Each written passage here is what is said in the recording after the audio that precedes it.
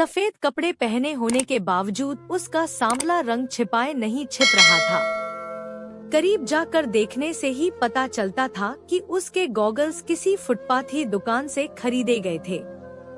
बालों पर कई बार कंघी फिरा चुका वह करीब 20 से 22 साल की उम्र का युवक पिछले 1 घंटे से बाइक पर बैठा कई बार उठक बैठक लगा चुका था, यानी कभी बाइक पर बैठता तो कभी खड़ा हो जाता।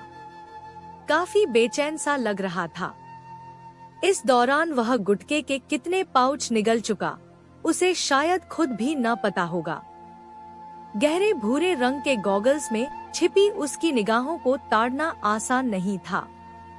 अलबत्ता जब भी उसने उन्हें उतारने की कोशिश की तो साफ जाहिर था कि उसकी निगाहें गर्ल्स स्कूल की इमारत के दरवाजे से टकराकर लौट रही थी।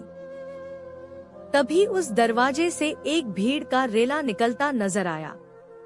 अब तक बेपरवाह वह युवक बाइक को सीधा कर तन कर खड़ा हो गया। इंतजार के कुछ ही पल बेचैनी में गुजरे, तभी पसीना पसीना हुए उस लड़के के चेहरे पर मुस्कुराहट खिल उठी। उसने एक बार फिर बालों पर कंघी फिराई और गॉगल्स ठीक से आंखों पर चढ़ाए। मुंह की आखिरी पीक पिच से थूकते हुए होठों को ढक्कन की तरह बंद कर लिया। तेजी से अपनी तरफ आती लड़की को पहचान लिया था। वह प्रिया ही थी।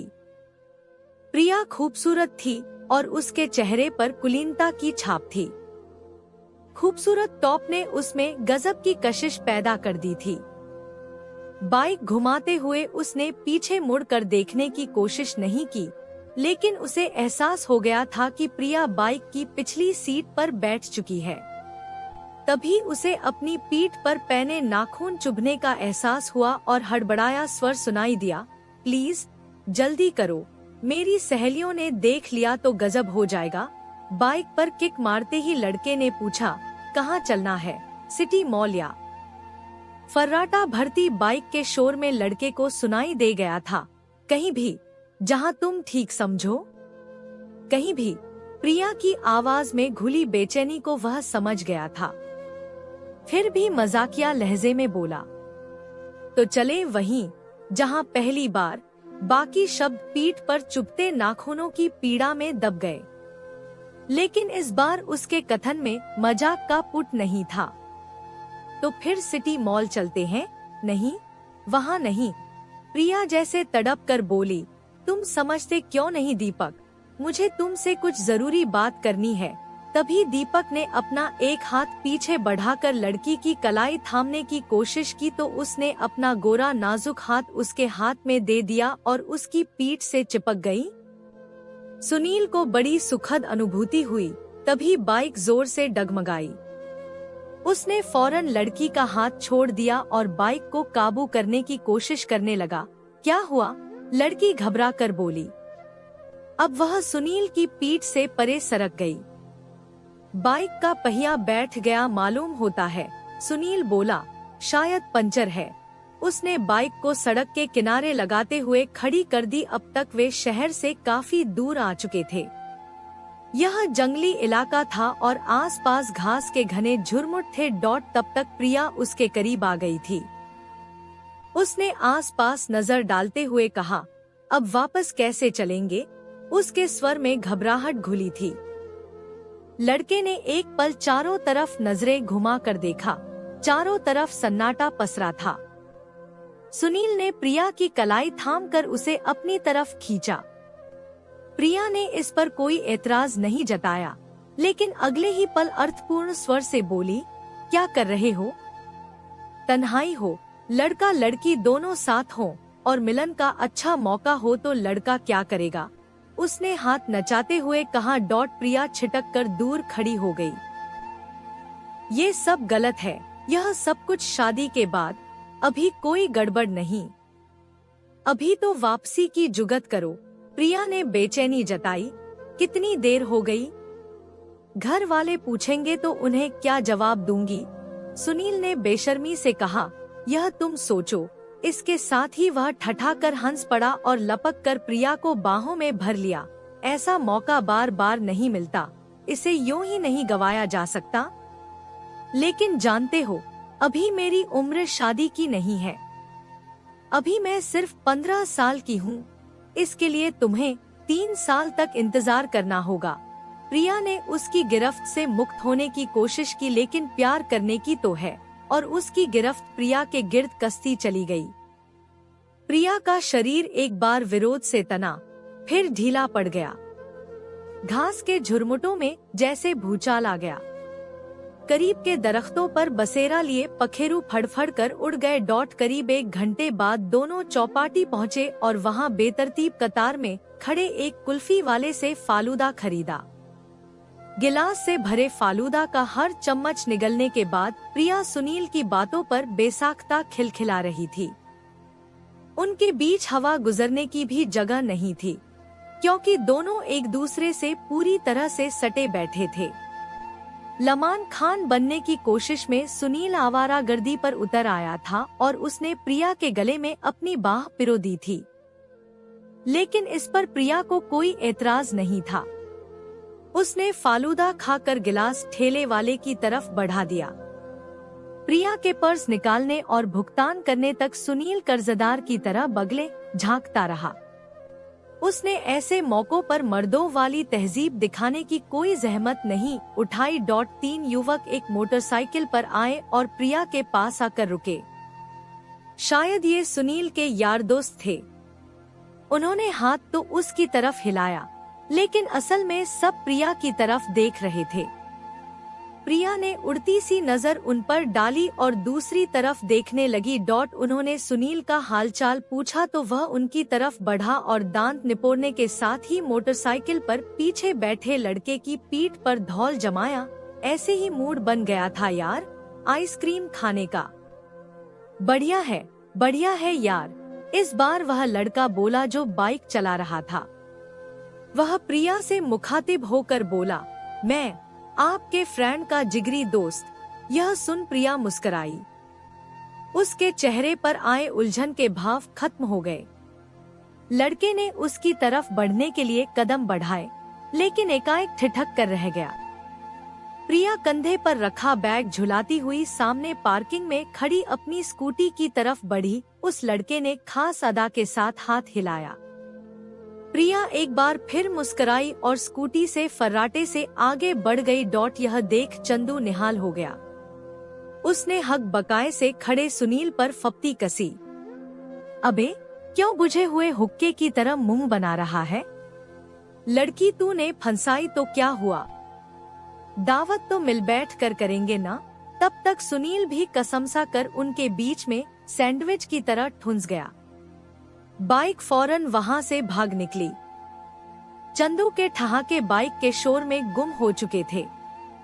2 महीने बाद पुलिस स्टेशन के उस कमरे में गहरा सन्नाटा पसरा हुआ था। पैनी धार जैसी नीरवता पुलिस ऑफिसर के सामने बैठी एक कमसिन लड़की की सिसकियों से भंग हो रही थी। उसका चेहरा आंसुओं से तरबतर था। वह कहीं शून्य में ताक रही थी। शायद कुर्सी पर बैठे उसके माता पिता थे। उनके चेहरे सफेद पड़ चुके थे। शर्म और ग्लानि के भाव उन पर साफ दिखाई दे रहे थे। पुलिस ऑफिसर शायद प्रिया की आपबीती सुन चुका था। उसका चेहरा गंभीर बना हुआ था। उन्होंने सवालिया निगाहों से प्रिया की तरफ देखा। तुम्हारी उस लड़के से जान पहचान कैसे हुई? प्रिया का मौन नहीं टूटा। इस बार ऑफिसर की आवाज में सख्ती का पुट था। जो कुछ हुआ तुम्हारी नादानी से हुआ, लेकिन अब मामला पुलिस के पास है तो तुम्हें सब कुछ बताना होगा कि तुम्हारी उससे मुलाकात कैसे हुई। प्रिया ने शायद पुलिस ऑफिसर की सख्ती भांप ली थी। एक पल वह उलझन में नजर आई, फिर मरियल सी आवाज में बोली, एक बार मैं शॉप पर कुछ खरीद रही थी, लेकिन जब पैसे देने लगी तो हैरान रह गई। मेरा पर्स मेरी जेब में नहीं था। उधर दुकानदार बार बार तकाजा कर कह रहा था, कैसी लड़की हो? जब पैसे नहीं थे तो क्यों खरीदा यह सब? मुझे याद नहीं रहा कि पर्स कहाँ गिर गया था, लेकिन दुकानदार के तकाजे से मैं शर्म से गड़ी जा रही थी। तभी एक लड़का, मेरा मतलब सुनील, अचानक वहाँ आया और दुकानदार को डांटते हुए बोला, कैसे आदमी हो तुम? लड़की का पर्स गिर गया तो इसका मतलब यह नहीं हुआ कि तुम उसे इस तरह बेइज्जत करो। अगले ही पल उसने जेब से पैसे निकालकर दुकानदार को थमाते हुए कहा, यह लो तुम्हारे पैसे। इसके साथ ही वह मुझे हाथ पकड़कर बाहर ले आया। प्रिया ने डबडबाई आंखों से पुलिस ऑफिसर की तरफ देखा और बात को आगे बढ़ाया। यह सब कुछ इतनी अफरा तफरी में हुआ कि मैं उसे न तो पैसे देने से रोक सकी और न ही उससे अधिकार पूर्वक हाथ पकड़कर खुद को शॉप से बाहर लाने का कारण पूछ सकी। फिर क्या हुआ? पुलिस ऑफिसर ने सांत्वना देते हुए पूछा। फिर अगली मुलाकात कब हुई और यह मुलाकातों का सिलसिला कैसे चल निकला? इस बार वहां बैठे दंपति एकटक बेटी की ओर देख रहे थे। उनकी तरफ से आंखें चुराते हुए प्रिया ने बातों का सूत्र जोड़ा। फिर यह अक्सर स्कूल की छुट्टी के बाद मुझसे मिलने लगा। हम कभी आइसक्रीम शॉप जाते, कभी मूवी या फिर घंटों गार्डन में बैठे बतियाते रहते। मतलब वह लड़का पूरी तरह तुम्हारे दिलो दिमाग पर छा गया था। प्रिया ने एक पल अपने माता पिता की तरफ देखा। उनका हैरत का भाव प्रिया से बर्दाश्त नहीं हुआ, लेकिन पुलिस ऑफिसर की बातों का जवाब देते हुए उसने कहा, हाँ, मुझे यह अच्छा लगने लगा था। वह जब भी मिलता मुझे गिफ्ट देता और कहता, बड़ी हैसियत वाला हूँ मैं, शादी तुम्ही से करूँगा। अभी शादी की उम्र है तुम्हारी? पुलिस ऑफिसर के स्वर में भारीपन था। प्रिया चाहकर भी बहस नहीं कर सकी। उसने सिर झुकाए रखा। दरअसल सहेलियां कहती थी कि जिसका कोई बॉयफ्रेंड नहीं, उसकी कोई लाइफ नहीं। बस मुझे सुनील को पाकर लगा था कि मेरी लाइफ बन गई है, क्योंकि तुम्हें बॉयफ्रेंड मिल गया था। इसलिए पुलिस ऑफिसर ने बीच में ही बात काटते हुए कहा, क्या उससे फ्रेंडशिप का तुम्हारे माता पिता को पता था?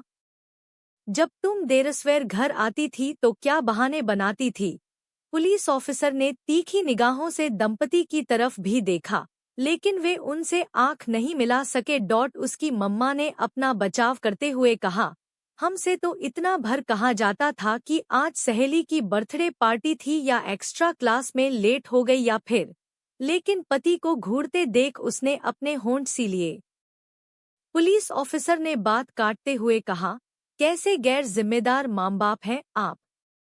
लड़की जवानी की दहलीज पर कदम रख रही है, उसके आने जाने का कोई समय नहीं है और आपको उसकी कतई फिक्र नहीं है। लड़की की बर्बादी के असली जिम्मेदार तो आप हैं। मेरी नजरों में तो सजा के असली हकदार आप लोग हैं। लड़की को घूरते हुए पुलिस ऑफिसर ने बोला, बॉयफ्रेंड का मतलब भी समझती हो तुम? बॉयफ्रेंड वह है जो हिफाजत करे, भलाई सोचे। तुम पेरेंट्स को बेवकूफ बना रही थी और लड़का तुमको इमोशनली बेवकूफ बना रहा था। पुलिस ऑफिसर के स्वर में हैरानी का गहरा पुट था। कैसा बॉयफ्रेंड था तुम्हारा कि उसने तुम्हारे साथ इतना बड़ा फरेब किया? तुम्हें बिल्कुल भी पता नहीं लगा। विश्वास कैसे कर लिया तुमने उसका कि उसने तुम्हारी आपत्तिजनक वीडियो क्लिपिंग बना ली और तुम्हें जरा भी भनक नहीं लगी? वह कहता था कि मेरा फिगर मॉडलिंग लायक है, मुझे विज्ञापन फिल्मों में मौका मिल सकता है, लेकिन इसके लिए मुझे बस थोड़ी झिझक छोड़नी पड़ेगी। काफी नर्वस थी मैं, लेकिन कोल्ड ड्रिंक पीने के बाद कॉन्फिडेंस आ गया था। झल्लाते हुए पुलिस ऑफिसर ने कहा, नशा था कोल्ड ड्रिंक में क्या, और उस कॉन्फिडेंस में तुमने क्या कुछ गवा दिया, पता नहीं है तुम्हें? क्रोध से बिफरते हुए पुलिस ऑफिसर ने लड़की को खा जाने वाली नजरों से देखा। खुश्क होते गले में प्रिया ने जोर से थूक निगला। उसने बेप्सी से गर्दन हिलाई और चेहरा हथेली से ढांप कर फफक पड़ी। उसकी सिसकियां तेज होती चली गईं। अपनी ही बेवकूफी के कारण उसे यह दिन देखना पड़ा था। सुनील पर उसने आंख मूंद कर भरोसा कर लिया था, इसलिए उसके इरादे क्या है यह नहीं समझ सकी। काश उसने समझदारी से काम लिया होता, पर अब क्या हो सकता था।